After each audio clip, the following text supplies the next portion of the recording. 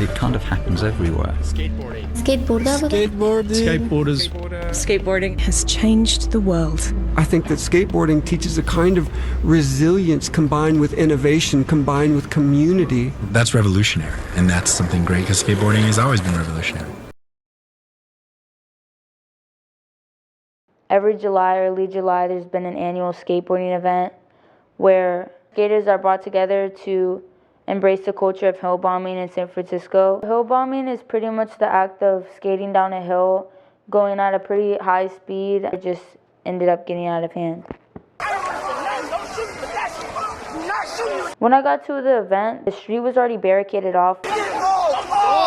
About 30 minutes after that, they opened up the street. Skaters began starting the event. It was going pretty good, young kids bombing down the hill on scooters. Everybody was enjoying themselves. It was harmless, and it was a fun event. Chaos began to break out. I don't like this. I don't like this. I don't like this. I don't like this. How can they arrest all of us? They can't. 2 minors were taken into custody. There were M80s going off. We were being aimed at with less lethal weapons by Riot PD.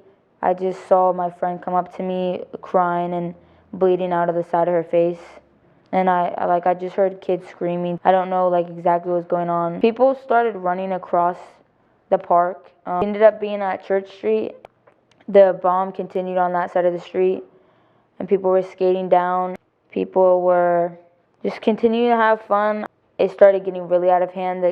The cops started to push back from Riot PD started to push back from the top of Church Street. It was pretty much just watching chaos go on from a distance. Dispersals were being read of unlawful assemblies, but kids don't know what that means. It was too much, and I just wanted to go home. I looked back and saw the first line of Riot PD, and then I looked back again, and there was the second line barricading us into the streets. So they sent riot police to an adolescent event? Exactly. Again, less lethal weapons were being pointed at children. I know people who were getting hit by the batons. I didn't know what to do. I didn't know exactly what was going on, but they ended up pushing us into the street, and they told us to sit down. And a lot of people don't know their rights. I didn't know my rights, and I had no idea that I was going to be detained nor arrested.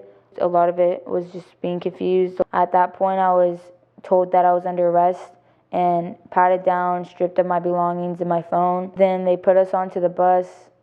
They used buses to transport us from these streets to the mission. We were held on this bus for over an hour. There wasn't a restroom. We should have the right to use the restroom, and obviously we were not allowed that right. How many times were you read your rights after you were detained?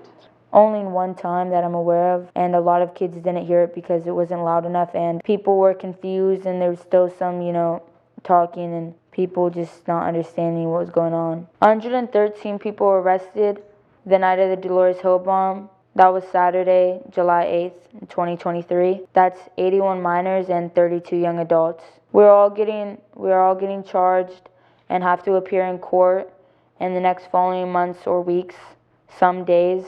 The charges, in my eyes, are unreasonable, especially at the fact that a lot of us were trying to leave and go home.